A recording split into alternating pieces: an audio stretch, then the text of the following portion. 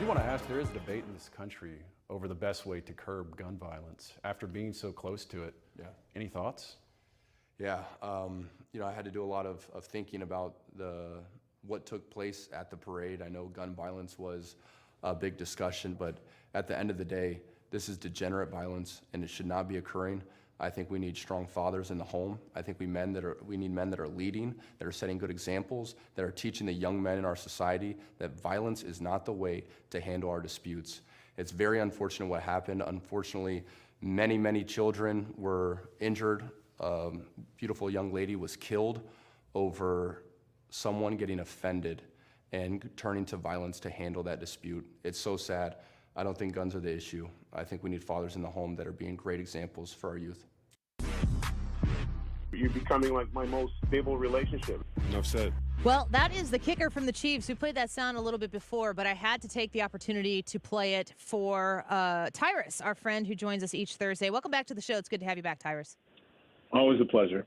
I've talked to you. I always come back to this conversation because I love your blatant frankness on talking about blatant out in your face, because no one's going to challenge you on it. Just blatant. Blatant.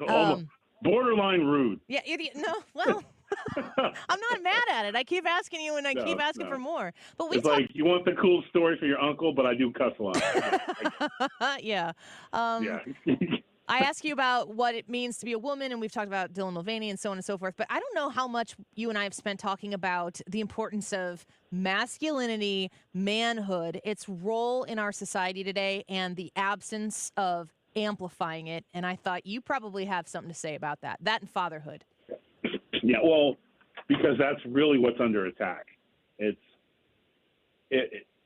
you take men out of the equation, then everybody is vulnerable. Like, the way our society has worked is men build predominantly. I'm not saying a woman can't do what a man can do, but when it comes to certain things, it has been men. When it comes to infrastructure, when it comes to service and things like that. So the stuff that men do and strive for achievement and be aggressive and successful in capitalism and all those things that go with striving to be the best, to be competitive, to be an alpha male or an alpha female. That's what's really under attack. So saying that every man who confronts your behavior or any man who says something to you stern or doesn't start with asking you how you feel is toxic masculinity, because they can't beat the system, so they're trying to morph it to be like this minority of a group of people that wants to change the way we do things, and they attack our men and women, and especially now every time a man does anything, it's toxic. Every movie, the man is either incompetent, a coward, or an evil villain. When's the last time you saw a good dad in a movie? Yeah. We have to go all the way back to it's what it is.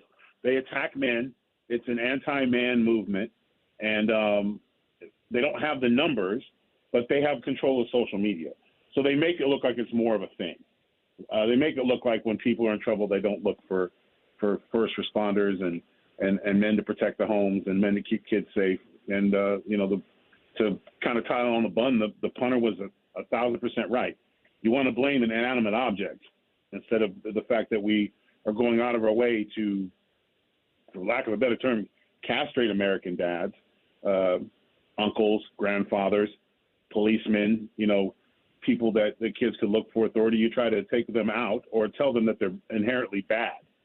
So you don't want to be like them because they're bad. You want to be like us.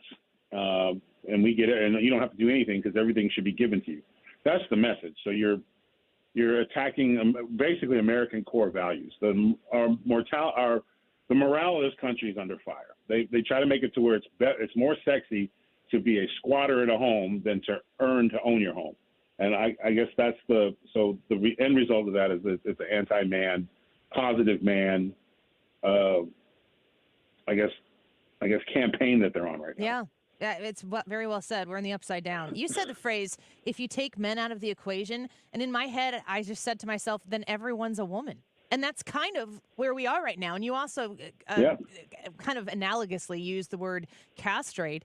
But these are all very real instances that we're in culturally right now. And in the process, just like you said, like we need, the toxic masculinity that's how they label it. What kind of toxic masculinity could we put back into society right now? What they would call it? What would you like to see men doing more of now that might solve some of these problems? Get involved. I'm tired of seeing 9,000 cameramen when a little girl's head's being bounced off the floor. I'm tired of seeing. We could just make it a sex thing, I guess. Women being beat up in the subways in this country or in the streets, and everyone's got a great video of it, but nobody ran in.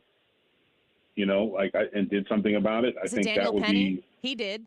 Yeah, and luckily we have courts. Yeah. Because I think I can't see a judge, and then again, what do I know? I guess what's scary is I guess it's going to depend on the judge's voting habits, on whether he's going to get a fair trial or not. It's outrageous. And that's where we're at right now, because the excuses, and we see it used on especially with liberal judges. We're seeing it more and more to where their belief system is somehow the law. And if you don't believe what somebody, we should never know what a judge's political beliefs are. We should never know what a judge's personal thoughts on issues are, because as soon as he does that, I think he has to recuse himself, because he's being judgmental. He's not being a judge. It's a difference. Yeah. So, but you can't let a Penny situation change who you are, because if one person puts that phone down, and I'm not saying you have to jump in and put him in a rear naked chokehold. In his situation, there was people feared for their lives. They were afraid, and he was a man in the situation, and they try to reduce it to the color of his skin. So because apparently a white man can't save people of color from an aggressive person talking about killing people, because of the color of his skin, he's not allowed to. Like that, it doesn't matter what color of the skin the person is. If they're willing to save a stranger or just make their presence felt. Like a lot of times when my kids are playing and their friends in the playground and stuff, me standing up every 15 minutes, like, hey, everybody all right? I'm just letting them know I'm there. Yeah. And sometimes that's enough. And when you see people, hey, it's getting a little rough, guys, break it up. You don't have to wait till it gets to that point. But again, and when you hear the argument, why do I want to get involved? I'm going to get attacked for it. I don't want the drama. That's the problem. And then that spreads, and now you have people going, well, I don't want to end up like in the subway.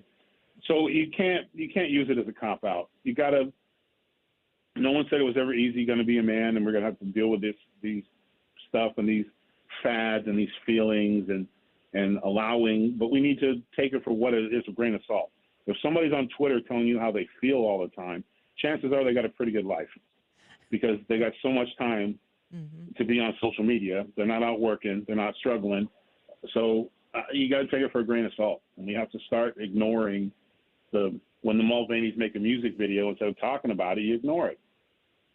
Yeah. You got to stop. We got to stop giving them so much oxygen. Mm-hmm. Yeah. If it's not, it's just ridiculous. And we have to stop being offended. And almost you have to treat them like when your child's acting up, trying to get extra attention. Good moms ignore them. Yeah. Yeah, I'm good at that. Ignore them. Yeah, they just ignore them. Don't look at them. Don't talk to them. Don't acknowledge them.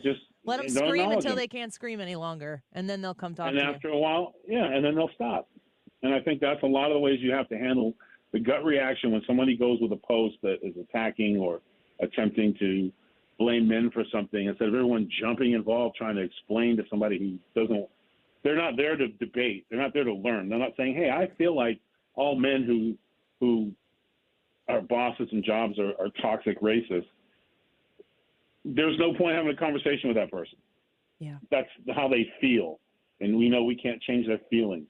But we see so many people, these panels, and arguing back and forth instead of just saying, listen, your comments are unacceptable and I choose not to participate.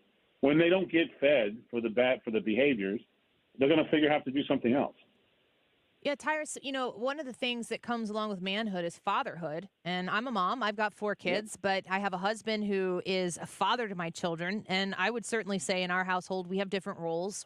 I have 1 son, I have 3 girls. Fatherlessness is such a sad, unfortunate thing in society, and there are so many women who are stepping up and filling the shoes of two people. I support those women who are choosing to do that, but I don't know that anybody's looking at that like it's the ideal situation.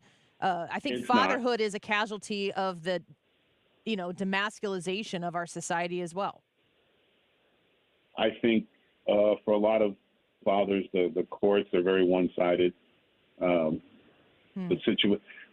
situation is the man is the stereotypes of what it is to be a man get played against him instead of it. Oftentimes it seems it's more important that a father cuts a check to the mother than he does to show up to pick the kids up. Yeah, and that's a bad perception.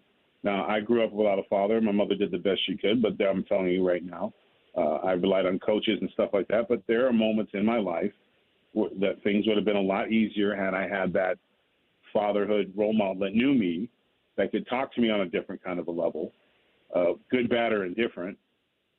And a lot of a father because I'm a father now and I know the moments. Like, perfect example, my son had his championship baseball game this weekend, but I was with my daughter, and I had got on the app and paid for a camera so I could watch my son, on the app, on the little streaming or whatever. And he got hit by his first pitch, and I could see he was upset. And I usually text my son during his game, so when he goes to look at his phone, that he knows I was watching. Yeah. So I was texting him, and he was really upset. And his grandmother said, "Well, you're upset to see what your father had to say." And so he was reading my text messages, and I was just telling him, I know you're upset because you got hit. Because I knew the walk. I knew that walk had some tears in it. There's no sound, but I know the way my child's walking that he's upset. And I text him like, "Oh man, there's two things you can do about it, son. You can accept it that he hit you, or you can make him and his team pay." And I noticed that this said red at the bottom, and he's not supposed to be on his phone, but apparently he was upset, and he wanted to look at his dad's text messages. And then next time he gets up, and it's a championship game, he gets up and he hits a home run dead center, and then ties the game up. Then he comes back around, and they're in a battle for the championship, and he hits another one. He jacks 2 home runs. Yeah, he had an ESPN moment. Isn't it fun to be Two dead watching shots the to app center. as a dad? I've been here as a mom because you're at the other kids thing, and it's like you're at the choir concert, and you're like, yes, and then you're like, oh, just you guys are singing great. I was at Trampoline World, and my daughter and her friend are jumping around, and when he hit the home run, I jumped up in my chair and was like, yes, across it, like echoed. Totally. And I was like, and my daughter spins around Georgie, and she was like, "Dad, it was just a flip. What is your problem?" Like, "No, your brother hit a home run in the game." And she looks through the screen like, "Look, you're too big to be yelling like this, Dad. You're gonna make people pee. You make people You're scaring react. people." And I'm like, "It's my son." And I'm like, "It's not. No, I'm not crazy. No. My boy just hit a home run." It's all visceral. And then 45 minutes later, I'm watching. He did it again. And so I screamed it again. "Oh, I can't believe this!" And my daughter was just. That's Like, great. "Dad, what is your problem?" I say, "Hey, I do this at your soccer game." And she's like, "Yes, but everybody at the soccer game knows why you're cheering. People just think you're crazy But that's a dad. and you're really into trampoline." But that's a dad. That's a role. And, I called and I said, tell him the GM's on the phone. So, because I buy all the jerseys and crap. But, he had that moment. And I asked him, after the game, he was like, "No, I was reading your text, Dad, and you were right." And I was like, "I'm glad you were there." Even though I physically wasn't there, I found a way to be there. Right. And that's something that I never had. I never looked up in the stands. So I knew nobody was there. Yeah. So I don't know that joy of looking in the stand. I knew it as a wrestler, looking and seeing my kids in the crowd. That changed the whole way that I did things. So you can make it without it. Your road's going to be tougher, but you will be a stronger person with a father. You will have to find that strength. And a lot of us get lost on the way, or we don't have the courage or the insecurity. And I'm not saying a woman can't raise a man to be successful. Many do. That's not what I'm saying. They do. Mine did. But the point is, though, you did it in spite of. Yeah. There's a difference. I'm not saying you don't need. If he was there, it would have been a much easier. If he was a good father, he was a bad person, so a bad father. So I was better off that he wasn't in my life in my particular case. But had he had decent skills or decent parents himself, maybe he would have been, but it's always better to have both, even if it's not a traditional family, even if you are the Brady Bunch. An active dad is good. An active, positive dad who's doing dad things is always good, just like you got to have moms are just as important. But I think for young men growing up, having that male presence and a little bit of fear, let's just say it, that physical, like, hey, I can't, a boy gets around 14, his mom's physical stature is probably not going to be as threatening as it was if he's got to worry about dad and old man strength when he's behaving with his boys. Mm-hmm. You know what I'm saying? Like, I know media is going to say I'm talking about beating children. That's not what I'm talking about. There is an alpha presence there that the son recognizes. Tyrus, if I'm not going to be the King Castle. If Mediaite is twisting your words, then you're probably saying something spot on if they're focusing in on that. And that dad strength. I'm not as good as I once was, but I'm as good once as I ever was. I got one left for you, son. And don't you worry. Saving it for you when you step across that line. It needs to be there. It does. And as a society, we will not be able to value fatherhood until we start valuing men for being men once again. And I'm glad we had that talk. We'll talk about women next time. Thanks, well, Tyrus. As soon as we figure out what they are, I think you kind of nailed it. And even you take men out of the equation and denigrate them the way you do, then I guess women being a woman is so easy anyone can do it. That's kind of the vibe that I continue to hear, and that ain't the truth either. That's not even close. Not even close. I couldn't do it. I couldn't last a day in y'all's shoes. Not even 15 minutes. I'd be tapping out. Yeah. Well, Tyrus, we thank you for being here with us. We'll talk to you again next week. Always a pleasure. Take care. Bye-bye.